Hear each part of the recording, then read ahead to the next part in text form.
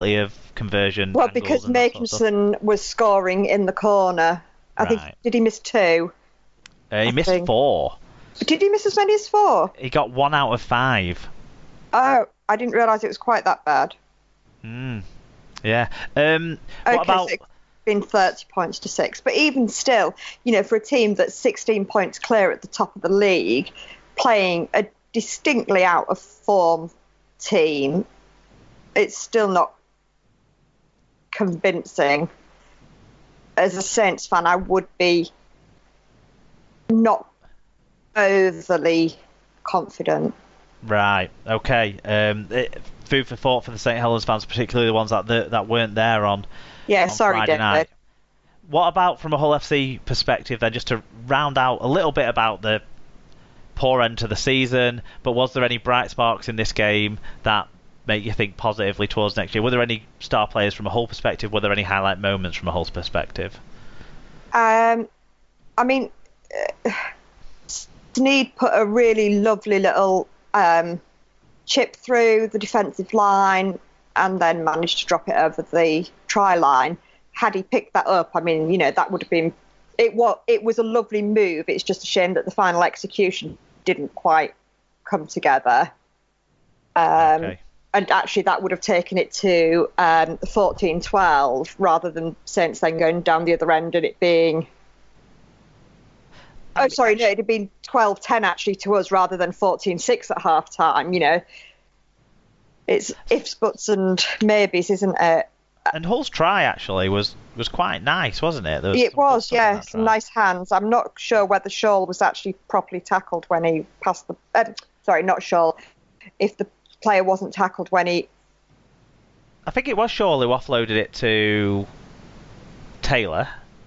Of course, yeah, sorry, Shaw offloaded it. Yeah, I wasn't sure that he wasn't tackled when he then passed the ball, but...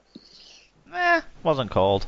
No, exactly. I mean, Houghton went off very, very early with some injury, which then meant that Connor and Sneed sort of alternated at hooker, which seemed to work okay.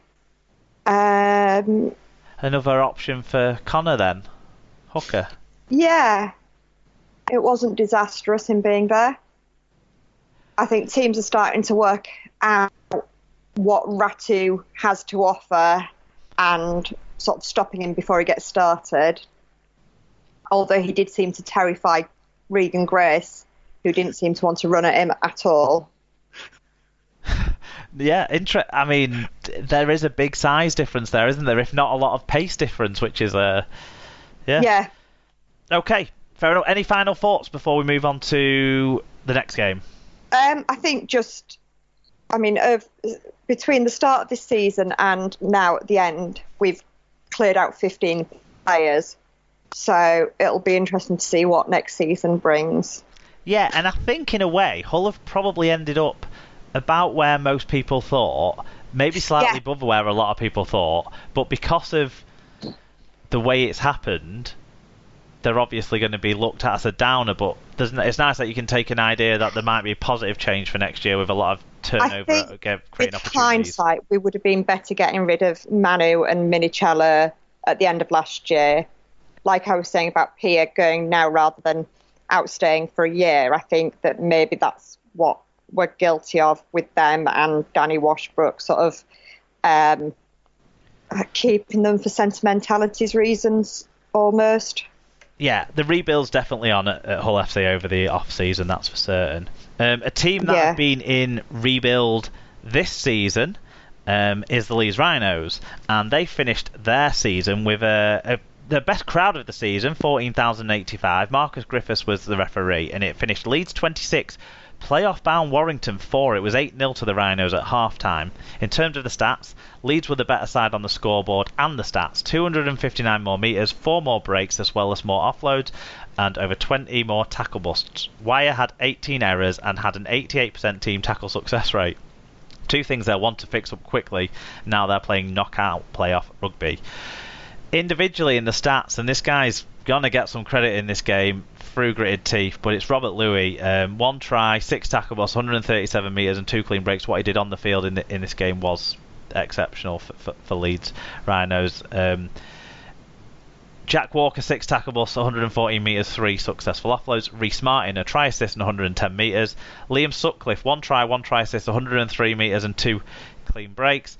For Warrington, their wingers contributed. Tom Lynham, 106 metres. Josh Charnley, a try from a lovely Blake Austin looped pass, 121 metres and 2 clean breaks. And Darryl Clark, 5 tackles and 100 metres, despite having a 10-minute sin-bin spell for a professional foul in the early stages. Do you want to give us the first of the fan views, Sarah? Yeah, at Mike Dodd 22 said, my first trip to Headingley and it was a shame the players didn't bother turning up. Very poor performance from the wire. Leeds weren't much better. Littered with errors to go with a few calls from the ref that left everyone scratching their heads. Nice guard of honour for Westwood, Ablett and JJB, who put a conversion right down the centre of the sticks later on. Very impressed with the stadium. Bruiser664 says, did anyone tell Leeds it's a top 5 playoff system now? Dr. Von Phillips said, JJB, the world's greatest second rower who's not called Ablett, and Ward, named after the space he spends the longest in. Rich Wilkinson. Sorry, did you want to comment on that? Yeah. No, go on. Laughing still. Rich Wilkinson said, a great way for the Rhinos to finish the season sending JJB and Abbo out in style. Rhinos legends for life who have given so much. Wire needed a good win to give them a second chance in the playoffs, but Leeds looked like the side fighting for the second place spot. Wire looked shot. Curry's attempted tackle for Louis' try was embarrassing. Leeds need 2 or 3 quality signings to avoid another relegation dogfight. Yeah, and I think finally, before they rip it up and start again anyway next season, Leeds seem to have worked out a combination here, because Louis and Myler definitely jumped out as some of the star performers in this side. Myler may be gone to the game soon, and I'm not sure how great that is or not, but he could take Louis with him if he wanted. But in this game, Leeds would be happy with the way they were performing finally from the halfbacks this season for the Leeds. Just a shame it's the last match of the season, eh? Yeah, well, yeah, for Leeds fans, and probably the last time you see those two together as well. But for Leeds fans, it's something to look forward to, beating a side that are the cup winners and in the top 4, of the table. Kind of a good thing. Highlight moments, I mentioned that Austin pass for Charnley's try. That was the only flash, I think, that Warrington offered in this game. I go with JJB's inadvertent try assist as the highlight moment, just edging out his own conversion of that try. But did you see the highlights of this, where he basically drops the ball into Cuthbertson's hands, but he went backwards? It was legit, but it was not a pass. But he gets a try assist for it. So good on JJB in his final game for Leeds. Yeah. I guess I don't have a lot more to say on the action in this game. Matty Smith got a 1-game ban. That might actually be a relief for Warrington fans. Guys, where do we think this leaves Warrington? Because by all accounts, they were poor. Alan, I'll come to you first on this one. Where does this leave Warrington for these playoffs? Because the coach isn't that bothered. That he says knockout rugby. That's what comes next. Well, they've shown the ability to ignore league form and when one-off games come about. So it's possible, but they're certainly not coming to it with any kind of sense of kind of form or any sense of kind of continuity. And yeah, they look. It's interesting because you would argue that both Warrington and Castleford are looking,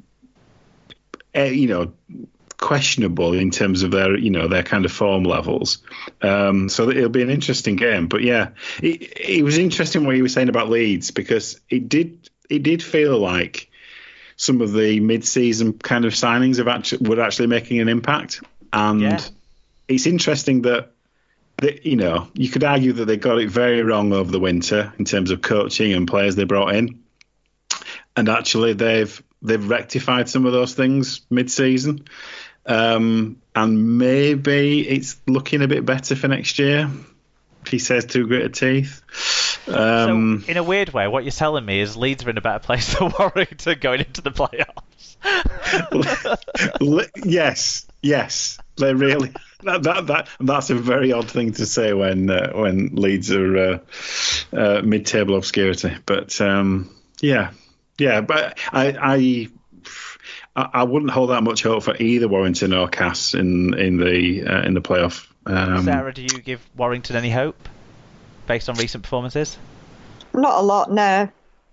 I think, like Alan says, it is a different ball game now, isn't it? Because it's knockout rugby, and they've shown once that they can cheat their way to a final and winning it. But yeah, I mean, to pick a winner for Castleford I kind of would against hope Warrington. now that they do the same thing again and do get kicked out of the playoffs, that I'd really wind you and Joshua up. Just walls. Yeah, it's hard to pick a winner, isn't it, for Thursday? Yeah. I mean, I know we're not at that point in the show, but just thinking about it, it has the potential to be a terrible match. I think it's a fair shout at this stage. We'll try and be more positive about it when we talk about it in the previews. To try and get some of that positivity going, Alan, tell us a bit about the Salford Hull KR game on Friday night. Yep, so also on Friday, obviously, it was Salford 17, Hull KR 16. It was 8-4 to KR at half-time. 5,393 there. Decent crowd in, I would say. Yeah, you can't argue with that, really. Chris Kendall was the man with the whistle. In terms of team stats, obviously the score was close, but the stats say Salford were deserved winners. 292 more metres, more breaks, more offloads, fewer penalties conceded, and a huge 6.8% better team tackle success rate, which is massive. For the Salford Red Devils, he always seems to show up. Niall Evalds, 8 tackle busts, 171 metres and 2 clean breaks. Ken Seo with 169 metres. Josh Jones again on the stat sheet, 8 tackle busts, 165 metres, and George Griffin, 49 tackles, 5 tackle busts, and 140 metres. For the losing KR, a bit of a two-piece punch here. Dean Hadley with 62 tackles and 16 marker tackles, and Matt Parcell with 60 tackles and 12 marker tackles. Kane Linnett, glad to see he's got his beard back. 1 try and 195 metres. And Ryan Shaw with a try assist and 125 metres. Kane Linnett looks like a guy who lost his job, doesn't he? He just looks like a guy who lost his job. Doesn't get out of his underpants. He's still working through it. Spends most of his days getting crumbs down his t-shirt, sat on his couch watching reruns of comedy shows. That's how he looks to me. But he pulls out performances out the bag. You know why? Because he doesn't seem able to sort out his cheek beard. He doesn't trim his beard, so it just looks worse. Yeah. Oh yeah. Yeah. His cheek beard. He's got nothing to leave the house for today. We need to get him an interview so he can neaten up that beard. That's how I feel about Caitlin at the moment. Maybe this is how he feels about being in Super League rather than being in the NRL. I do not know. So. Sarah, do you want to start us with the fan views? Best loss ever. Oh, sorry, this is Tom Andrews. Best loss ever. Shame we couldn't have shown up like that in the last 3 home games, but never mind. Parcell and Hadley combining for 122 tackles when they only have 2 shoulders between them was special. Thought the writing was on the wall for Mags to pop over point number 1,000, but I assumed they knew they were safe by then. Guess you lot will have to put up with us for at least another season yet. And Tim G Radio said, our other co-host, the missing piece tonight, he said, just enough, but still not good enough staying up on points difference given the investment into that squad. Tony Smith can jog on with his crying about London not deserving to be where they were. I fear I may have a Sandercock-esque relationship with him before too long. I forgot about Craig Sandercock. Oh, dear. So, obviously, I don't have masses to say about this game. No. No, because I've only seen a 2-minute highlight package. The only thing to say is Joey